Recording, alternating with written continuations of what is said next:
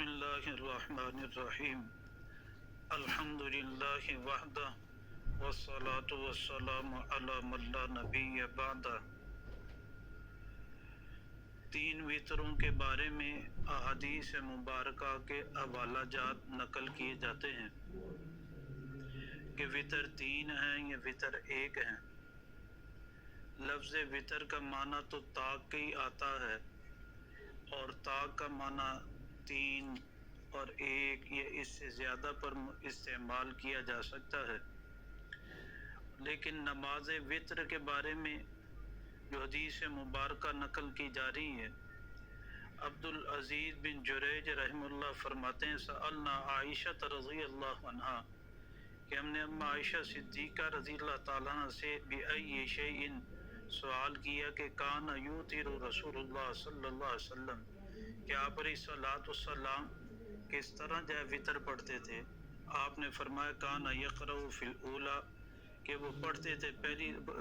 رکعت میں سبح اسم ربک الاعلی، وفی الثانیۃ اور دوسری رکعت میں قل یا ایھا الکافرون پڑھتے تھے،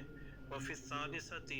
اور تیسری رکعت میں قل ھو اللہ احد والمعوذتین اور معوذتین کو پڑھتے تھے۔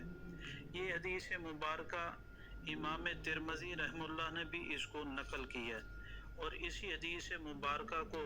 امام داود رحمہ اللہ نے بھی نقل کیا، اور پھر یہ تین وطروں کے بارے میں نسائی شریف میں بھی عبد الرحمن بن ابزہ رضی اللہ تعالیٰ عنہ سے بھی نقل ہے، اور مسند احمد میں ابی بن کعب رضی اللہ تعالیٰ عنہ سے نقل ہے۔ سنن دارمی میں ابن عباس رضی اللہ تعالیٰ عنہ سے منقول ہے، لیکن کہتے ہیں کہ سنن دارمی میں جو الفاظ آئے وہاں پر والمعوذتین کا لفظ نہیں آتا، اتنا ضرور آتا ہے کہ قل ھو اللہ احد کو پڑھ لیا جائے۔ تو یہ تین وطروں کے بارے میں دلائل ہیں کہ تین وطر ہیں یا ایک وطر ہے۔ ایک صاحب نے کہا کہ نہیں جی وطر تو ہم ساری زندگی پڑھتے رہے، تین وہ تو ایک ہیں جی، مختلف حوالہ جات دیے جائے، لیکن اما عائشہ صدیقہ رضی اللہ تعالیٰ عنہ یہ ام المؤمنین ہیں، اور آدھا دین کہتے ہیں محدثین کرام رحمہ اللہ، ان کے ذریعے پھیلا ہے، اور اس کے بارے میں یہ حدیث مبارکہ انہوں نے وطر کے بارے میں ذکر کی۔ اللہ تعالیٰ صحیح سمجھ عمل کی توفیق نصیب فرمائے۔